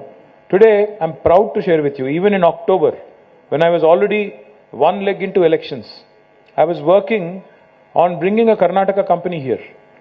కర్ణాటక నుంచి కేన్స్ అనే ఒక కంపెనీ, మైసూర్ బేస్డ్ కంపెనీ, వాళ్ళని కర్ణాటక ప్రభుత్వం వాళ్ళకి ఒక హామీ ఇచ్చింది. కొత్త ప్రభుత్వం, కాంగ్రెస్ ప్రభుత్వం వచ్చిన తర్వాత హామీ ఇచ్చింది, 4 వారాల్లో ల్యాండ్ అలాట్ చేస్తామని చెప్పారు. It's 3,000 crore investment. They are into OSAT and packaging, electronics మ్యానుఫ్యాక్చరింగ్లో ఉన్నారు వాళ్ళు. ఇట్స్ 12,000 crore మార్కెట్ క్యాప్ ఉన్న కంపెనీ, అది పెద్ద company, Mysore based company. It's run by a gentlemen called Ramesh and his wife Saritha Ramesh. వాళ్ళు 4 వారాల్లో ఇస్తామని చెప్పి 4 వారాల్లో ఇవ్వలేదు ల్యాండ్. అప్పటికే 6 వారాలు దాటింది. నాకు తెలిసింది, తెలంగాణ మా టీం చెప్పాను, అరే ఇదేదో ఉంది కేన్స్ అనే కంపెనీ, చాలా ఇంట్రెస్టింగ్ కంపెనీ ఉంది, why don't we reach out, why don't we talk to them. మా వాళ్ళు వెళ్ళారు, సైలెంట్గా మాట్లాడి నా దగ్గర తీసుకొచ్చారు. తీసుకొచ్చిన తర్వాత ఆయనని నేను ఐ థింక్ సెప్టెంబర్ ఎండ్లో కలిస్తే ఆయన అన్నారు, సార్ నేను మైసూరులో ఉండాలి రేపు, మళ్ళీ ఇప్పుడే గవర్నమెంట్ వచ్చిందాడా, మరి ఇప్పుడే వచ్చి మళ్ళీ నేను అక్కడ నుంచి వాళ్ళతో ఒక ఎంఓయూ చేసుకున్నాను. సరే వాళ్ళు ఎంఓయూ వాళ్ళు ఫుల్ఫిల్ చేయలేదు, వచ్చిన ఆబ్లిగేషన్ వాళ్ళు ఫుల్ఫిల్ చేయలేదు, నేను క్యాన్సిల్ చేసుకోవచ్చు, కానీ అక్కడ కూడా వ్యాపారం చేయాలి కదా, కాబట్టి ఒక మాట వాళ్ళకి చెప్పిన తర్వాత మీరు అనౌన్స్ ఎదురు పోయి చెప్పొస్తాను మర్యాదకి అంటే. నేను అన్నాను, మరి మీరు పోతే మళ్ళీ వాళ్ళు పట్టేసుకుంటారు సార్, పట్టేసుకొని లేదు లేదు లేదు నేనే ఇస్తాను, ఎక్కడ పోవద్దని చెప్పి మీకు మళ్ళీ ఫెన్స్ వేసేస్తారు, వద్దు సార్ అన్న. అంటే ఈసారి లేదండి నాకు ఆ ధైర్యం ఉంది, నేను వెళ్ళి మాట్లాడతానని చెప్పి అక్కడికి వెళ్ళి మంత్రి గారితో మాట్లాడాడు. మంత్రి గారు అన్నారంట ఆయనతో, అట్లెట్లా పోతారు మీరు, తెలంగాణకి ఎట్లా పోతారు, పోకూడదు కదా అంటే. మరి సరే మీరు ల్యాండ్ ఇవ్వండి, ఇప్పటికైనా ఒక 10 days టైం ఇస్తాను, ల్యాండ్ ఇవ్వండి, నేను పోను అని చెప్పాడు. 15 రోజులు అయింది, ల్యాండ్ రాలేదు. నాకు ఫోన్ చేశారు, సార్ నేను ఇంకా రెడీ ఉన్నాను, వస్తాను, అనౌన్స్ చేస్తానని. వచ్చి ఇక్కడ అనౌన్స్ చేస్తే అక్టోబర్ 3, 4 అనౌన్స్ చేసినట్టున్నాము. ఎందుకంటే మాకు తెలుసు అప్పటికే కోడ్ ఏదో వస్తుందని తెలుసు, కాబట్టి ఒక 2 రోజుల ముందు అనౌన్స్ చేశాము. చేసి ఆయనకు ఆ రోజు నేను ఇచ్చిన మాట, 10 daysలో మీకు ల్యాండ్ ఇస్తాను అంటే ఎక్కడ కావాలని అడిగాను. ఫాక్స్కాన్ ఎదురుగా కొంగరకాలంలో అక్కడే కావాలన్నాడు ఆయన. ఫాక్స్కాన్ కడుతున్నారు, నాకు అక్కడనే కావాలన్నాడు. మా ఎండీని అడిగితే నరసింహారెడ్డిని, అందులో పంచాయతీలు ఉన్నాయి సార్, అందులో 5-6 రైతులు కొట్లాడుతున్నారు, మా భూమి అంటే మా భూమి అంటాడు. ఇట్లా లాభం లేదు, ఆయన వచ్చేదే 6 వారాలు అక్కడ ఇయ్యట్లేదని ఇక్కడికి వస్తున్నాడు, మళ్ళీ నువ్వు కూడా అదే పని చేస్తే ఇక్కడ నుంచి కూడా పోయి ఇంకొకడికి పోతాడు. 10 రోజుల్లో ల్యాండ్ ఇవ్వాలి, ఏం చేస్తావో చెయ్యి నాకు తెలియదు, 10 రోజుల్లో ఇచ్చి తీరాలి అంటే 10th day ల్యాండ్ ఇచ్చాము. 24th October రోజు they broke ground while I was in election. ఇక్కడ నేను ఎలక్షన్ కొట్లాడుతున్నా, ఆ భూమి పూజ కూడా నేను పోలేదు, ఎందుకంటే మోడల్ కోడ్ ఆఫ్ కాండక్ట్ ఉంది కాబట్టి పోలేదు. కానీ 24 అక్టోబర్ నాడు కూడా మేము ఇక్కడ ఒకవైపు ఎలక్షన్లో మళ్ళీ గెలవాలి, ఏమేం చేయాలో ఇవన్నీ చేస్తూనే, ప్రచారం చేసుకుంటూనే, అక్కడ కూడా మానిటర్ చేస్తూ, ఇంకా కూడా ఇండస్ట్రియల్ డిపార్ట్మెంట్ని కానీ యాక్టివిటీని కానీ ఎక్కడ కూడా టెంపో పడకుండా ఆ పని కూడా చేస్తూ ఉన్నాం. అంటే the point I'm trying to make is, ఇవాళ ఇతర రాష్ట్రాల నుంచి కూడా ఇక్కడికి వచ్చి, కేరళ నుంచి, కర్ణాటక నుంచి, మహారాష్ట్ర నుంచి, గుజరాత్ నుంచి ఒక వెల్స్పన్ ఇవన్నీ వస్తున్నాయంటే ఒకే ఒక్క కారణం, stable government and able leadership. Stable government ఉండాలి, ఏబుల్ లీడర్షిప్ ఉండాలి, రెండు ముఖ్యం. ఎందుకంటే స్టెబిలిటీ లేదనుకోండి, వాళ్ళ మహారాష్ట్రలో ఏమవుతుంది, ఎవరు ఎప్పుడు ముఖ్యమంత్రో, ఎవడు ఎప్పుడు ఉప ముఖ్యమంత్రి అర్థం కావట్లేదు అక్కడ. ఇప్పుడు కర్ణాటకలో ఏ కుర్చీలో ఎవరు ఉంటారో, ఏ కుర్చీ ఎవరు లాగుతారో అర్థం కావట్లేదు. ఆయన ఆల్రెడీ ఒక ఆయన కన్నేస్తున్నాడు, దస్తి వేస్తున్నాడు, ఇంకొక ఆయన ఆల్రెడీ రిసార్ట్ రాజకీయం మొదలుపెట్టాడు. బస్సులు పెట్టడం, రిసార్ట్ల చుట్టూ ఎమ్మెల్యేలు తిప్పడం, వాళ్ళకి బాగానే ఉంటుంది, ఇక్కడ వేరే వాళ్ళకి ఇబ్బంది అవుతుంటుంది. స్టెబిలిటీ అనేది లేకపోతే గవర్నమెంట్కి ఆ కప్పల తక్కేట్లాగా ఒకరు పైకి పోతుంటే ఇంకొకరు లాగుతుంటే మనం అన్నీ చూసాం ఇదివరకు. ఇదే రాష్ట్రంలో ఒకటే టర్మ్లో ముగ్గురు ముఖ్యమంత్రులు మారితే ఎట్లా అవుతుందండి పని? మళ్ళీ రెడ్ వచ్చే మొదలాడని సామెతుంది, మీకు తెలుసు అది. అంటే మొదటికెళ్ళి మళ్ళీ మొదలవుతుంది, కొత్త ఆయన రాగానే, కొత్త కృష్ణుడు రాగానే ఇంకోటి మొదలవుతుంది. అట్లా మళ్ళీ అనవసరంగా స్టెబిలిటీ అనేది లేకపోతే మాత్రం దెబ్బ డెఫినెట్గా తినేది అందరికంటే ముందు పారిశ్రామిక రంగం, డెఫినెట్గా అందరికంటే ముందు దెబ్బ తినేది మన రాష్ట్రం. ఓవరాల్గా రాష్ట్ర అభివృద్ధి కూడా కుంటుపడుతుంది. రెండవది ఏబుల్ లీడర్షిప్. ఏంటి ఏబుల్ లీడర్షిప్ అంటే? ఇప్పుడు మా ప్రభుత్వంలో కేసీఆర్ గారు మీతో 7 గంటలు కూర్చున్నారు. కూర్చున్న తర్వాత మీలాగానే రియల్ ఎస్టేట్ వాళ్ళతో కూడా ఒక 5-6 గంటలు కూర్చున్నారు. ఒక్కటే రోజు కూర్చున్న తర్వాత అదే సాయంత్రం, ఇక్కడ కొంతమంది రియల్ ఎస్టేట్లో ఉన్న వాళ్ళు కూడా ఉండొచ్చు, ఒక్కటే రోజు 6 జీవోలు ఇచ్చారు. ఒక్కటే రోజు, విత్ ఇన్ నో టైం. ఎందుకంటే ఆయన డిసిషన్ తీసుకున్నారు, క్యాబినెట్కి చెప్పారు, వెంటనే గవర్నమెంట్ ఆర్డర్స్ వర్ ఇష్యూడ్. అదే రేపటి రోజున వేరే వాళ్ళు ఎవరన్నా వస్తే, వాళ్ళు ఏదైనా నిర్ణయం తీసుకోవాలి అంటే వాళ్ళకి ఆ స్వాతంత్రం ఉంటుందా? ఢిల్లీని కన్సల్ట్ చేయకుండా, ఢిల్లీలో ఉండే పెద్దలకు చెప్పకుండా, ఢిల్లీ పర్మిషన్ తీసుకోకుండా, ఢిల్లీ అప్రూవల్ తీసుకోకుండా పనులు జరుగుతాయా? ఢిల్లీ వెళ్ళాలి, ఎక్కే విమానం, దిగే విమానం అన్నట్టు అక్కడ పోవాలి, అడగాలి, వాళ్ళని నొప్పించాలి, మెప్పించాలి, వాళ్ళకి ఇవ్వాల్సిన యామ్యా ఇయ్యాలి. ఇవ్వకపోతే పనులు కావు. ఇవాళ తెలంగాణ ప్రభుత్వం వచ్చిన తర్వాత మీరందరూ నాకు చెప్పాల్సిన పని లేదు, మీరు ఇంకొకటి చెప్పాల్సిన పని లేదు. ఇవాళ corruption in clearances, corruption in any kind of approvals తగ్గిందా లేదా? దయచేసి మీరే మీ గుండె మీద చేసుకొని ఆలోచించుకోండి. ఎందుకంటే ఈ ప్రభుత్వం వచ్చిన తర్వాత వీ హెవ్ మేడ్, ఇప్పుడే అన్నారు ఒక మాట, ఇందాక మాట్లాడిన ఒక వక్త, ఇదే గవర్నమెంట్ లేకముందు ఇదే ఆఫీసర్లు ఉండేది, కేసీఆర్ గారు లేకముందు సేమ్ అప్రూవల్స్కి, సేమ్ ప్రాసెసెస్కి టైం పట్టేది. మరి కేసీఆర్ వచ్చిన తర్వాత పని చేయించడం ఎట్లాగో తెలుసు కాబట్టి వ్యవస్థతో పని వేగంగా అవుతుందని చెప్పారు. All of these are in your practice. మీ అనుభవంలో, మీ ఎక్స్పీరియన్స్లో ఇవన్నీ ఈరోజు ఉన్నాయి. నేను మీ అందరితోని ప్రార్థించేది, కోరేది ఒకటే, స్టేబుల్ గవర్నమెంట్, ఏబుల్ లీడర్షిప్ అనేది ఒక మన కోసమే కాదు, రాష్ట్రానికి అవసరం. ఇవాళ మీరు రాష్ట్రంలో ఉండే ఇతర పార్టీలు, వాళ్ళ నాయకత్వాలు, వాళ్ళ పెడబొబ్బలు, గావు కేకలు, ఢిల్లీ నుంచి, గుజరాత్ నుంచి వచ్చి మా మీద చేస్తున్న ఆరోపణలు ఇవన్నీ చూస్తూ ఉన్నారు. వాటి విషయంలో కూడా నేను మీకు కొంత స్పష్టత ఇవ్వాల్సిన అవసరం ఉందని నేను అనుకుంటా ఉన్నాను. ఏముంది, what are the charges on us today? ఏమంటున్నారు వచ్చి మమ్మల్ని? 2-3 విషయాలు రిపీటెడ్గా చెప్తారు. రాష్ట్రాన్ని అప్పుల పాలు చేశాడు కేసీఆర్ అని ఒక ఆయన అంటాడు. ఇవి వచ్చి ఒకటే అబద్ధాన్ని మళ్ళీ 10 సార్లు చెప్తే అది నిజమైపోతుంది అన్నట్టు చెప్పిందే చెప్పి they are trying to confuse people and they are trying to make people think ఇదేదో అప్పుల పాలు చేసి అప్పుల ఊబిలో నెట్టేశారు కేసీఆర్ గారు, మళ్ళీ దివాలా తీస్తుంది రాష్ట్రం, రేపు ఎవడు కడతాడు అని మాట్లాడుతుంటారు కొంతమంది, మీరు చూస్తూ ఉన్నారు. I will only ask you to understand one simple thing. ఇప్పుడు మా జనరేషన్లో, మాకంటే ముందు జనరేషన్లో, మా పేరెంట్ జనరేషన్లో థింకింగ్ ఎట్లా ఉండేదండి? ఒక ప్రభుత్వ ఉద్యోగమో, ప్రైవేట్ ఉద్యోగమో సంపాదిస్తే రిటైర్ అయ్యే నాటికి 58 ఏళ్ళకో 59 ఏళ్ళకో రిటైర్ అయ్యే నాటికి నాకంటూ ఒక ఇల్లు ఉండాలి, ఆ ఇల్లు కట్టుకోవాలి, ఒక ప్లాట్ కొనుక్కోవాలి, సేవింగ్స్ ఉండాలి, చేసుకొని ఒక్కొక్కటిగా మొత్తం ఇల్లు మొత్తం కట్టుకొని రిటైర్ అయిన రోజు ఆ ఇంట్లోకి పోవాలి, గృహప్రవేశం చేయాలి. అదే మాదిరిగా రిటైర్ అయిన రోజు నాకంటూ ఒక కారు ఉండాలి, నాకంటూ ఒక వెహికల్ ఉండాలి, ఈజీగా పెన్షనో గిన్షనో వస్తే నేను బతికేస్తా. ఇది ఆ రోజు థింకింగ్. మరి ఈరోజు ఎట్లా ఉందండి? ఈరోజు మీ అమ్మాయికో అబ్బాయికో ఒక ఐటీ ఉద్యోగమో లేకపోతే మీ ఇండస్ట్రీలో పనిచేయడానికి వచ్చినారనుకోండి, ఆర్ కొత్తగా పెళ్ళైంది అనుకోండి, what is the first thing they are doing? ఒక కారు కొంటారు. రెండో పని ఏం చేస్తారు? ఓ ఫ్లాట్ కొంటారు, ఇల్లు కొంటారు. మనమేమో ఆ తరంలో రిటైర్మెంట్ నాటి ఇల్లు గురించి ఆలోచిస్తే, మరి ఈ తరంలో జాబ్ ఎక్కిన మొదటి నెల ఇల్లు కొనడం, కారు కొనడం ఆలోచిస్తున్నారు. తేడా ఏంటి అంటే ఆ కన్జర్వేటివ్ మైండ్ సెట్ ఏదైతే ఉండేదో ఆనాడు, అప్పు చేయడం తప్పు, అప్పు చేసి ఇల్లు కొనడం తప్పు అనే థింకింగ్ ప్రజల్లో ఉండేది, సమాజంలో ఉండేది. ఇన్స్టిట్యూషన్స్ కూడా ఆనాడు లోన్స్ ఇచ్చేది కాదు, అంత నమ్మి ఇచ్చేది కాదు. అబ్బో ఇవ్వాలంటేనే, లోన్ ఇవ్వాలంటేనే పెద్ద కథ. అట్లాంటిది ఈ రోజు ఎట్లా ఉంది? మీరు వద్దన్న ఫోన్లు చేసి లోన్లు ఇస్తామంటున్నారు. మీరు వద్దన్న ఫోన్ చేసి పర్సనల్ లోన్ ఇస్తాం, ఈ లోన్ ఇస్తాం, ఆ లోన్ ఇస్తాం. ఎందుకు చెప్తున్నా ఇదంతా అంటే, ఇవాళ కేసీఆర్ గారి ప్రభుత్వం ఇప్పుడు పవర్ క్రైసిస్ నివారించింది, పవర్ని బాగా సమృద్ధిగా ఇస్తోంది, మీకు తెలుసు. ఎట్లా నివారించారు కేసీఆర్ గారు? ఊరికిన అయిపోయిందా? 7,000 మెగావాట్స్ నుంచి 24,000 మెగావాట్స్కి ఇన్స్టాల్డ్ కెపాసిటీ పెంచాలి. మరి ఏం చేయాలి? ఊరికైనా కాదు కదా, చూమంతరంటే కాదు కదా. We have taken a loan from power finance corporation, we have taken a loan from REC, తీసుకుని we have started large number of power projects. అల్టిమేట్గా ఏమవుతుంది దీనివల్ల? It's a productive investment. It's not a debt. It's a productive investment in a productive sector which is going to pay off. ఒక రూపాయి పెట్టుబడి పెడితే ఇంకో రూపాయి సంపాదించవచ్చు అనే కదా మీరందరూ కూడా అప్పు చేసేది, మీరందరూ కూడా బ్యాంకుల దగ్గర, ఫైనాన్షియల్ ఇన్స్టిట్యూషన్ల దగ్గర అప్పు తీసుకునేది. అప్పు తీసుకొచ్చి ఒకవేళ నేను మొత్తం పంచిపెట్టాను అనుకోండి, అది తప్పు. అప్పుడు మీరు తప్పు పట్టొచ్చు, అప్పుల పాలు చేశారని మాట్లాడచ్చు. అప్పు తీసుకొచ్చి మేము పెట్టింది ఎక్కడెక్కడ? పవర్ సెక్టర్లో, ఇంటింటికి నీళ్ళు ఇచ్చే డ్రింకింగ్ వాటర్లో. అది కూడా దానివల్ల కూడా హెల్త్ బర్డెన్ తగ్గుతుంది కదా. Because 80% of the diseases are water borne diseases. దానివల్ల కూడా హెల్త్ ఎక్స్పెండిచర్ తగ్గుతుంది, స్టేట్ ఎక్స్చెకర్కి ఆ భారం తగ్గుతుంది. మూడవది ఇరిగేషన్ ప్రాజెక్టులు, నాలుగవది హెల్త్ ఇన్ఫ్రాస్ట్రక్చర్, ఐదవది ఎడ్యుకేషన్ ఇన్ఫ్రాస్ట్రక్చర్. ఈ ఇన్ఫ్రాస్ట్రక్చర్లో క్యాపిటల్ ఎక్స్పెండిచర్ మీదనే మేము అప్పు తెచ్చి పెట్టాము తప్ప, అంటే తిరిగి మళ్ళీ పెట్టుబడి రూపంలో మళ్ళీ తిరిగి రాష్ట్రానికి సంపద పునరుత్పత్తి చేసే రంగంలో పెట్టాము తప్ప అనుత్పాదక రంగంలో, నాన్ ప్రొడక్టివ్ సెక్టర్లో పెట్టలేదు.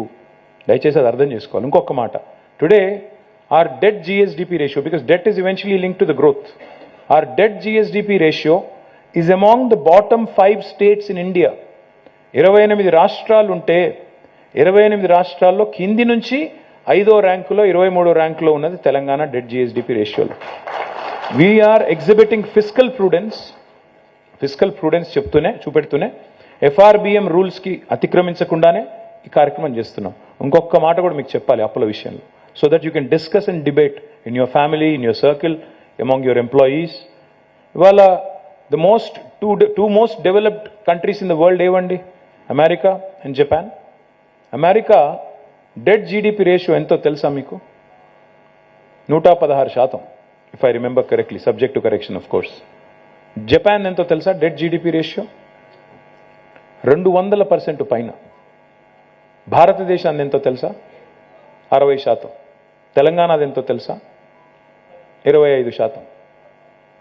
మరి అప్పుల పాలు చేశాడంటే మమ్మల్ని బీజేపీలు తిరిగితే ఇంకా నా ఫనీ ఉంటుంది. ఎందుకంటే మోడీ గారి కంటే ముందు 14 మంది ప్రధానమంత్రులు పనిచేశారు భారతదేశానికి.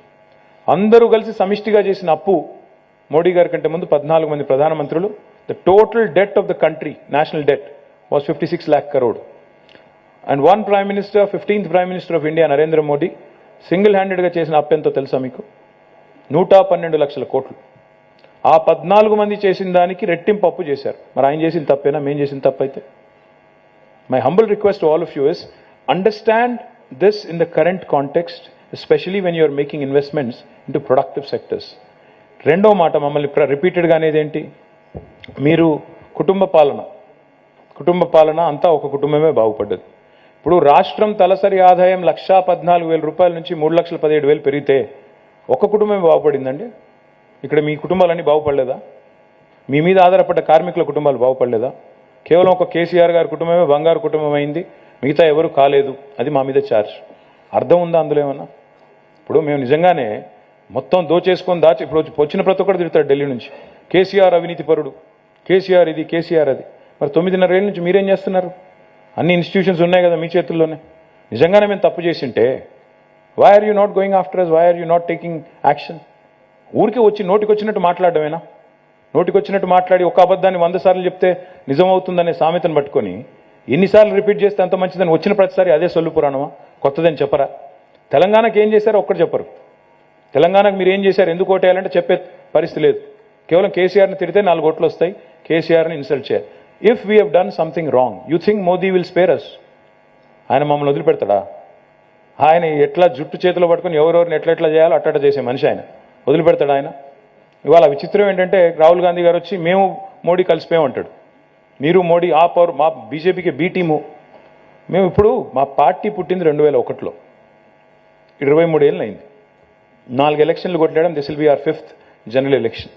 In 4 elections we had only alliances twice. ఒకసారి 2004లో కాంగ్రెస్తో, 2009లో టీడీపీతో, 2014లో ఒంటరిగా కొట్లాడాం, 2018లో ఒంటరిగా కొట్లాడాం, ఇప్పుడు కూడా ఒంటరిగా కొట్లాడుతున్నాం. మేము జీవితంలో ఎన్నడూ బీజేపీతో శాసనసభ ఎన్నికలు, పార్లమెంట్ ఎన్నికలు కాదు, స్థానిక సంస్థల ఎన్నికల్లో కూడా పొత్తు పెట్టుకోలేదు. మరి మమ్మల్ని ఉత్తగానే జాయింట్ వేసి ఏమంటారు? కవిత గారిని అరెస్ట్ చేయలేదు కాబట్టి మీరు ఒకటైపోయారు. మరి సోనియా గాంధీ గారి మీద విచారణ జరుగుతోంది, ఆమెను కూడా అరెస్ట్ చేయలేదు కదా. ఈడీ విచారణ సోనియా గాంధీ మీద కూడా జరుగుతోంది, ఆమెను కూడా అరెస్ట్ చేయలేదు. రాహుల్ గాంధీ గారి మీద విచారణ జరుగుతోంది, ఉनको भी అరెస్ట్ नहीं करे, तो उन्होंने भी दोनों मिल के क्या? दोनों मिल गए. అంటే ఏది పడితే అది బట్టగాల్చి మీదేసుడే ఉరుకుడే. అంటే ఇది ఎట్లా అయిపోయిందంటే అబద్ధం అనేది నిజం అనేది కడప దాటే లోపల అబద్ధం అంతా ఊరంతా తిరిగి వస్తుందంట. ఈ వాట్సాప్లు ఆ దిక్కుమాలిన సోషల్ మీడియా వచ్చిన తర్వాత ఏది నిజమో ఏది అబద్ధమో, ఇదిగో పులి అంటే అదిగో తోక, దున్నపోతు తినిందని ఒక ఆయన అంటే జున్నుపాలదే అని ఇంకో ఆయన అంటాడు. ఎవరు నాయన దున్నపోతు ఈనదరా అని చెప్పేవాడే లేకుండా పోయాడు. అంటే unfortunately what has happened is, సరే మేము కూడా దాన్ని ఖండించాలి, ఎప్పటికప్పుడు మేము కూడా చెప్పాలి. కానీ ఎంత చెప్పినా అబద్ధం, నేను చెప్పాను కదా, అబద్ధం ట్రావెల్ చేసినంత ఫాస్ట్గా, రూమర్స్ ట్రావెల్ చేసినంత ఫాస్ట్గా నిజం చెప్తే కూడా ఎక్కదు. నెగిటివ్ అనేది చాలా ఫాస్ట్గా పోతుంది. ఇప్పుడు సుధీర్ రెడ్డి కాదు మంచోడు కాదు అని నేను చెప్తే ఫాస్ట్గా పోతుంది. చాలా మంచోడు, గొప్పవాడు, తెలంగాణ ఉద్యమంలో పనిచేశాడు అంటే దానికి పెద్ద గిరాకీ లేదు. అదే సుధీర్ అన్న 100 కోట్లు దోచిండని అన్నాను, అబ్బో సుధీర్ రెడ్డి అంట 100 కోట్లు దోచేసిండంట. ఇది దేశం. ఇంకా విచిత్రమైన పరిస్థితి కూడా తయారైందండి. ఇప్పుడు ఎట్లా ఉందంటే, ఒకరు అంటారు Rythu Bandhu పెద్దవాళ్ళకే ఇస్తున్నారంటారు. Rythu Bandhu, my humble request you, ఇది కూడా ఒకటి జరుగుతూ ఉంది. నాకు 2 ఎకరాలు ఉంది, నాకు సంవత్సరానికి 20,000 రూపాయలు వస్తుంది ఇన్వెస్ట్మెంటు. సుధీర్ రెడ్డికి 10 ఎకరాలు ఉంది, ఆయనకు 1,00,000 రూపాయలు వస్తుంది. నాకు వచ్చిన 20,000 మీద సంతోషం లేదు, ఆయనకు వచ్చిన దాని మీద ఏడుపు ఎక్కువ ఉంది. ఇదేం దరిద్రం? నీకున్న కాడికి నీకు వస్తుంది, ఆయనకున్న కాడికి ఆయనకు వస్తుంది. సరే, నేను అర్థం చేసుకోగలను, మరి డబ్బులు ఉన్న వాళ్ళకి ఎందుకు ఇస్తున్నారు, okay, maybe we should trim it, maybe 5 ఎకరాలకో 4 ఎకరాలకో తగ్గించాలి. అది కూడా తప్పకుండా ఈసారి గవర్నమెంట్లోకి వచ్చినాక అది కూడా ఆలోచన చేస్తాం, ఐ ప్రామిస్ యూ. అది కూడా ఉంది మీ మనసులో, నాకు తెలుసు. అదేవిధంగా ఇంకా ఏమంటారు మమ్మల్ని, ఈ మధ్యన వచ్చిన వాళ్ళు వీళ్ళు తిట్టేది, ఇంకేమున్నాయనా తిట్టేది మమ్మల్ని? ఈ మధ్యన ఇదోటి, ఇక్కడ ఇంజనీర్లు కాబట్టి మీరందరూ కాళేశ్వరం మునిగిపోయింది ఒక ఆయన అంటాడు, కాళేశ్వరం మునిగిపోయింది మొత్తం 1,00,000 కోట్ల నాశనం చేశాడు కేసీఆర్, ఇంజనీర్ కానోడికి అప్పచెప్తే ఇట్లే ఉంటుంది అని ఒక ఆయన అంటాడు. You should understand what Kaleshwaram is. ఇక్కడ మీరందరూ చదువుకున్న వాళ్ళు, విద్యావంతులు కాబట్టి మీకు చెప్తా ఉన్నా, దయచేసి ఒక్కటి సావధానంగా వినండి. What is Kaleshwaram? అసలు ఏంటి కాళేశ్వరం అంటే? ప్రాజెక్ట్ ఏంటిది? కాళేశ్వరం అంటే ఒక బరాజా, ఒక రిజర్వాయరా, ఒక పంప్ హౌజా, ఒక చిన్న కెనాలా? ఏంటి కాళేశ్వరం? కాళేశ్వరం అంటే 21 పంప్ హౌజులు, 22 రిజర్వాయర్లు, 100 కిలోమీటర్ల గ్రావిటీ టనల్స్. కాళేశ్వరం అంటే 1000 కిలోమీటర్ల కెనాళ్ళు, 147 టీఎంసీల సామర్థ్యం గల రిజర్వాయర్లు, ఒక్క బరాజ్ కాదు 4 బరాజ్లు. దిస్ ఇస్ కాళేశ్వరం స్థూలంగా. అసలు ఏంటి కాళేశ్వరం? ఎందుకు పెట్టారు కేసీఆర్? తెలంగాణ భూభాగం అర్థం చేసుకున్న వాళ్ళకి, తెలంగాణ జియోగ్రఫీ అర్థం చేసుకున్న వాళ్ళకి తెలుస్తుంది, లేని వాళ్ళకి ఒక నిమిషం నేను చెప్తాను. తెలంగాణ ఎట్లా ఉంటుందంటే, భూభాగం చూస్తే మీరు, ఇట్ ఈస్ ఏటవాలుగా అండులేటింగ్ టోపోగ్రఫీ ఉన్న ప్రాంతం తెలంగాణ. నదులు 2, ఒకవైపు సౌత్లో కృష్ణా ఉంటుంది, నార్త్లో మనకి గోదావరి ఉంటుంది, తుంగభద్ర, ఇంకా ఇతర చిన్న చిన్న మాంజీరా లాంటి చిన్న చిన్న నదులు కూడా ఉన్నాయి. Main rivers are Krishna and Godavari. నదులు కింది నుంచి ప్రవహిస్తున్నాయి, భూభాగం పైన ఉంది. నది ఇక్కడ ఉంటే భూభాగం పైన ఉంది. నీళ్లు రావాలి కెనాళ్ళ ద్వారా అంటే వేరే మార్గం లేదు. నీళ్లు ఎత్తిపోయడం తప్ప, లిఫ్ట్ చేయడం తప్ప ఇంకో మార్గమే లేదు. లేదా గ్రావిటీ ద్వారా టనల్స్ తవ్వాలి. మరి 100 కిలోమీటర్ల టనల్స్ తవ్వితే ఎంత ఖర్చు అవుతుందో మీకు తెలుసు, లిఫ్ట్ చేస్తే దానికి ప్రత్యామ్నాయంగా ఎంత అవుతుందో మీకు ఐడియా ఉంది. మీరు అందరూ కూడా, I'm sure most of your engineers. KCR ఏం చేశారు?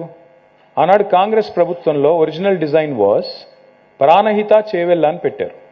ప్రాణహిత చేవెళ్ళ ప్రాజెక్ట్ కాన్సెప్ట్ ఏంటంటే, తుమ్మిడిహెట్టి అనే ప్రాంతంలో, సిర్పూర్ కాగజ్ నగర్ నియోజకవర్గంలో, ఆదిలాబాద్ జిల్లాలో, ఆనాడు ఇప్పుడు మంచిర్యాల జిల్లాలో ఉంది, అక్కడ నీళ్లు ట్యాప్ చేసి, అక్కడి నుంచి నీళ్లు లిఫ్ట్ చేసి 100 కిలోమీటర్లు, దాదాపు 300 కిలోమీటర్లు చేవెళ్ళ దాకా తీసుకొని రావాలి. కానీ సిస్టమ్ ఎట్లా డిజైన్ చేశారు? అక్కడి నుంచి ఇక్కడ దాకా కెనాల్స్ ఓకే అన్నారు, పంప్ హౌస్లు ఓకే అన్నారు, కానీ ఒక్కటంటే ఒక రిజర్వాయర్ కూడా ప్లాన్ చేయలేదు. ఇప్పుడు కామన్ సెన్స్ ఏం చెప్తుంది మీకు? మీకు ఇంట్లో 1.5 గంట వాటర్ వస్తుంది, ఏం చేస్తాం మనం? ఉన్న కుండలు బిందెలు అన్నీ నింపుకుంటాం కదా, మళ్ళీ రేపు వస్తుందో రాదో ఏందో సంగతి అని చెప్పి నింపుకొని పెట్టుకుంటాం కదా, కన్వెన్షనల్ విజ్డమ్ అది. గోదావరిలో ఫ్లడ్ వచ్చినప్పుడు ఏం చేయాలి ప్రభుత్వం? నీళ్లు ఒడిసిపట్టి పంప్ చేసి ఎన్ని రిజర్వాయర్లలో నింపి పెట్టుకుంటే అంత మంచిది కదా. మేము అదే చేశాము. ఏం చేశాము? తుమ్మిడిహెట్టి దగ్గర నీటి లభ్యత తక్కువ ఉంది, ముంపు మహారాష్ట్రలో ఉంది. తుమ్మిడిహెట్టి దగ్గర రిజర్వాయర్ కడితే, బరాజ్ కడితే, ముంపు మహారాష్ట్రలో ఉండి ఇంటర్ స్టేట్ డిస్ప్యూట్ వచ్చి ఆ project would not have taken off. ఎందుకంటే మహారాష్ట్ర ఒప్పుకోదు, ముంపు మా దగ్గర ఉంటే నేను ఎట్లా ఒప్పుకుంటానని దేవేంద్ర ఫడ్నవీస్ గారు అంటే, ఆనాడు నీటి లభ్యత, వాటర్ అవైలబిలిటీ ఎక్కువగా ఉన్న ఇంకో పాయింట్ చూసి, గోదావరి ప్రాణహితాల సంగమం ఎక్కడైతే అవుతుందో మేడిగడ్డ దగ్గర, అక్కడ ప్లాన్ చేసి ముంపు అనేది ఛత్తీస్గఢ్లో కానీ మహారాష్ట్రలో కానీ లేకుండా చేసి మనం we have shifted it to Medigadda. Medigadda is at about 82 meters above sea level. Just for your reference, Hyderabad is at 535 meters above sea level. అక్కడి నుంచి మనం వాటర్ మల్టిపుల్ స్టేజెస్ లిఫ్ట్ ద్వారా లిఫ్ట్ చేస్తున్నాం 21 పంప్ హౌస్ల ద్వారా. ఒక దశ ఇంకో దశ ఇంకో దశ, multi stage lift irrigation system. It is the world's largest lift irrigation system by the way. ఒక్క టీఎంసీ ఒరిజినల్గా ఆనాడు వాళ్ళు డిజైన్ చేసింది కాంగ్రెస్ వాళ్ళు. ఒక టీఎంసీ నీళ్లు లిఫ్ట్ చేయడానికి డిజైన్ చేశారు. ఒక టీఎంసీ అంటే just so that you know, మన Hussain Sagar capacity is 1 TMC. రోజుకి 1 TMC లిఫ్ట్ చేసే కెపాసిటీతో original Pranahita was designed. KCR garu వచ్చిన తర్వాత ఏం చేశారంటే దాన్ని మేడిగడ్డకు షిఫ్ట్ చేశారు. రిజర్వాయర్లు లేకపోతే రిజర్వాయర్లు 147 TMCల రిజర్వాయర్లు, మల్లన్న సాగర్, కొండపోచమ్మ సాగర్, రంగనాయక్ సాగర్, మలకపేట రిజర్వాయరు, గంధమల్ల, బస్వాపూరు, గౌరవెల్లి, ఒక 21-22 రిజర్వాయర్లు యాడ్ చేశారు. దాంతోపాటు మళ్ళీ అక్కడి నుంచి ఇక్కడికి వరకు మొత్తంగా చూసినట్టయితే హియర్ ఇస్ ఎన్షోర్డ్ మల్టిపుల్ స్టేజెస్లో lifting from 82 meters all the way to 618 meters at Kondapochamma. అంటే హైదరాబాద్ నెత్తి మీద కుండ పెట్టినట్టే కొండపోచమ్మ సాగర్ అంటే. లిటరల్లీ అక్కడ నుంచి హైదరాబాద్కి ఎప్పుడు కావాలంటే అప్పుడు అక్కడ ఒక బటన్ నొక్కితే మనం నీళ్లు ఎప్పుడు కావాలంటే అప్పుడు తాగునీరు తెచ్చుకోవచ్చు. ఆ స్థాయిలో బై గ్రావిటీ తెచ్చుకోవచ్చు. ఆ స్థాయిలో డిజైన్ చేశారు కేసీఆర్ గారు. ఆబ్వియస్లీ ఏం జరుగుతుంది, మీరు ఒరిజినల్ స్కీమ్ ఏమో 40,000 కోట్లు 2005లో, 1 TMC కెపాసిటీ, 40,000 కోట్లు ఒరిజినల్ ఎస్టిమేటు. అందులో ఒక్క రిజర్వాయర్ లేదు. ఇది ఆనాటి పరిస్థితి. మరి కేసీఆర్ గారు వచ్చిన తర్వాత రీడిజైన్ చేసిన ప్రాజెక్టు, దాని పేరు కాళేశ్వరం అని పెట్టాము. ఏం చేశాము, 147 TMCలు అంటే 147 హుస్సేన్ సాగర్లు యాడ్ చేశాము డిఫరెంట్ ప్లేసెస్లో. దానికి ల్యాండ్ కావాలి కదా, భూసేకరణ చేయాలి కదా, ఖర్చు అవుతుంది కదా, కన్స్ట్రక్షన్ చేయాలి కదా, మొత్తం డ్యామ్ కట్టాలి, అది చేశాము. పంప్ హౌజులు కట్టాము, పంపింగ్ కెపాసిటీ పెంచాము. ఎందుకంటే 1 TMC బదులు 2 TMCలు తీసుకోవాలి, రోజుకు 2 TMCలు తీసుకోవాలని చెప్పి 2 TMCలు తీసుకున్నాం. మరి 2005కి 2014-15కి 10 ఏళ్ళు కాస్ట్ పెరగదా? ఇన్ని యాడ్ చేసిన తర్వాత 40,000 కోట్ల ప్రాజెక్టు 80,000 కోట్లు అయింది.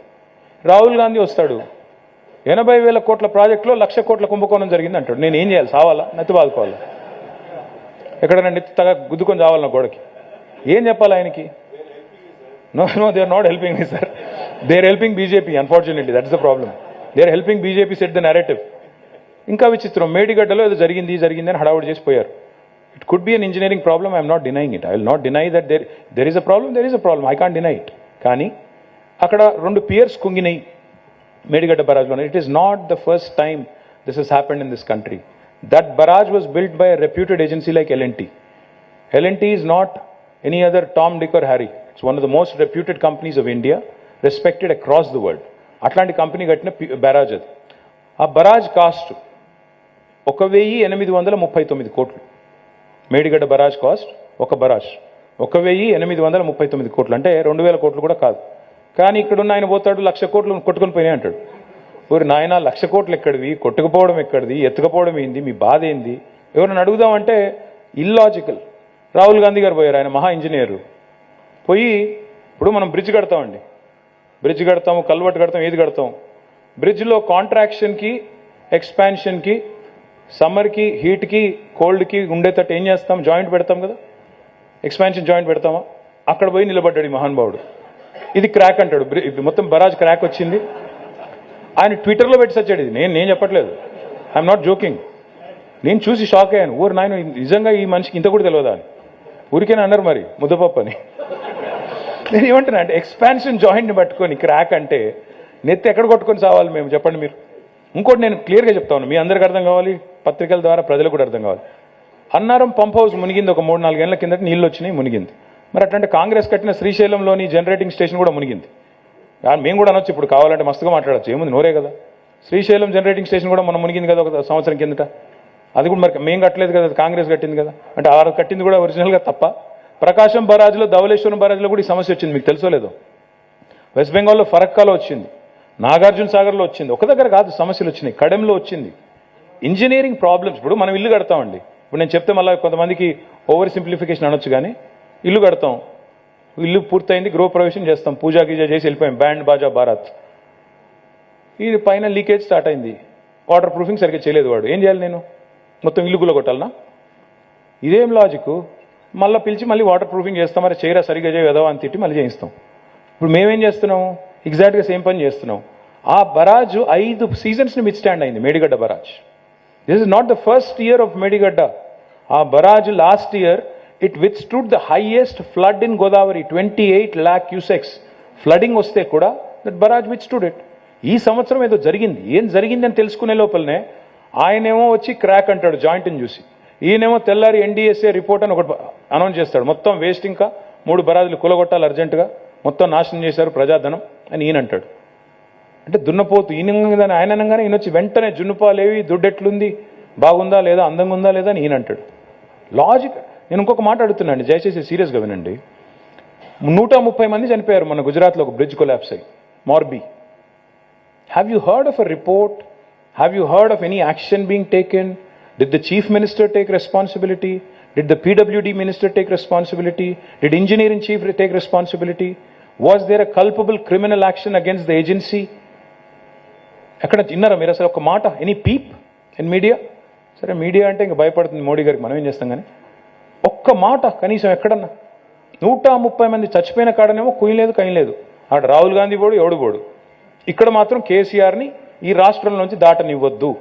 తెలుసు వాళ్ళకి ఏం జరుగుతుందో. కేసీఆర్ గారు మళ్ళీ 3వ సారి గెలిస్తే ఏం జరుగుతుంది, ఈయన ఊరుకునే టైపు కాదు, మహారాష్ట్రకు పోతాడు, గ్యారంటీ అక్కడ చిచ్చు పెడతాడు, ఈ 2 పార్టీలకి వీళ్ళ ప్రాస్పెక్ట్స్ దెబ్బ కొడతాడు, అక్కడ కూడా 10-15 ఎంపీలు గెలుస్తాడు, రేపు ఢిల్లీలో మళ్ళీ జెండా పాతుతాడు, పాతి మా సంగతి ఏంటో తెలుసు అంటాడు. ఇది వాళ్ళ బాధ.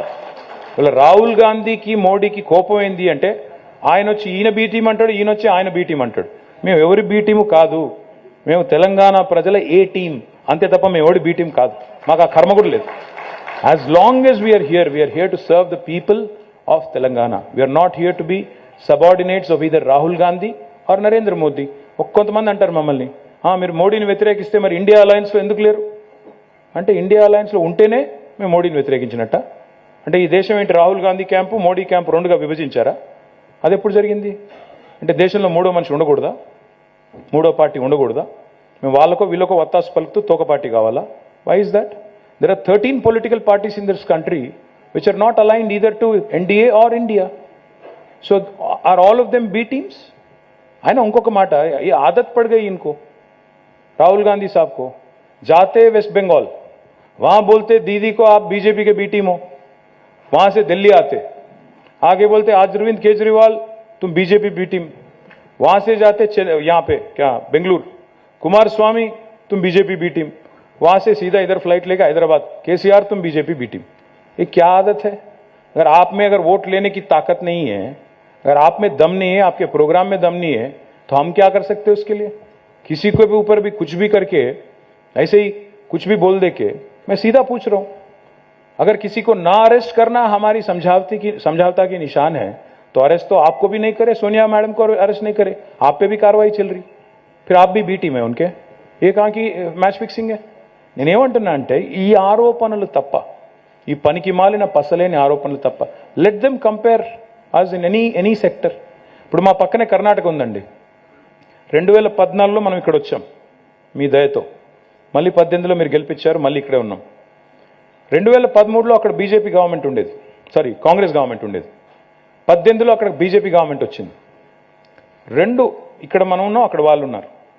ఈ 10 ఏళ్ళు అక్కడ బీజేపీ కాంగ్రెస్ పర్ఫార్మెన్స్ చూడండి కర్ణాటకలో, ఇక్కడ మా పర్ఫార్మెన్స్ చూడండి. ఏ ఫీల్డ్ అయినా సరే, ఎడ్యుకేషనా, హెల్తా, రూరల్ డెవలప్మెంటా, అర్బన్ డెవలప్మెంటా, ఐటీయా, అగ్రికల్చరా, యానిమల్ హస్బెండరీయా, ఫిషరీసా, ఎందులో చూద్దామో చెప్పండి.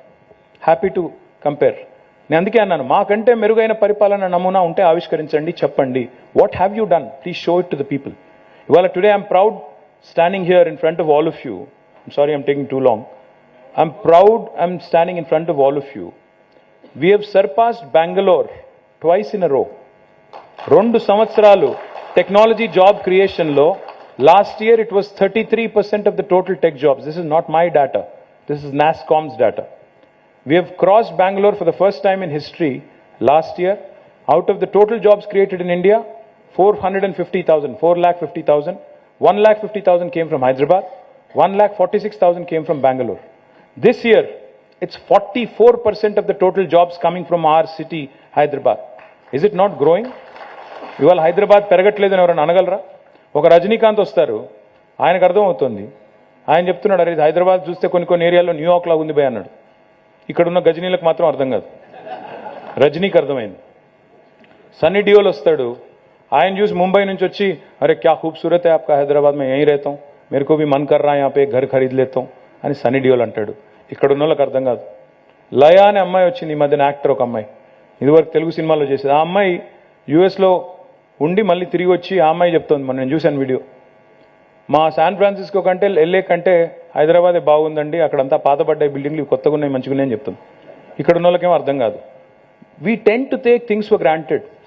ఇవాళ హైదరాబాద్ నిజంగా ముందుకు పోతున్న మాట వాస్తవం కాదా? హైదరాబాద్లో ఉపాధి అవకాశాలు మెరుగైన మాట వాస్తవం కాదా?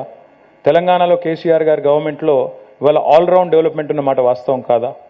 మన growth rate highest in the country అనేది వాస్తవం కాదా? పర్ క్యాపిటల్ హైయెస్ట్ అనేది వాస్తవం కాదా? వెల్ఫేర్ డెవలప్మెంట్ అద్భుతంగా కంబైన్ చేసి నడుపుతున్న మాట వాస్తవం కాదా? అందుకే నేను చివరిగా మీకు చెప్పేది ఒకటే, చాలాసార్లు మనుషులు మన మధ్యలో ఉన్నప్పుడు వాళ్ళ విలువ తెలియదు, కొన్ని ఇన్స్టిట్యూషన్స్ బాగా నడుస్తున్నప్పుడు వాటి విలువ మనకు అర్థం కాదు. కరోనా వచ్చేంత వరకు మనకు కూడా తెలియలేదు నార్మల్ జీవితం యొక్క విలువ ఏంటో. కరోనా వచ్చిన తర్వాతే తెలిసింది, ఇంట్లో 24 గంటలు బలవంతంగా కూర్చోవలసి వస్తే ఎట్లుంటుందో అందరికీ తెలిసి వచ్చింది అప్పుడే. అట్లాగే కేసీఆర్ గారు కూడా ఎట్లాంటోడు అంటే, మీ జేబులో ఉన్న 100 రూపాయల నోట్లు అంటాడు, జేబులో ఉండే ఖడక్ 100 రూపాయల నోటు కేసీఆర్ గారు.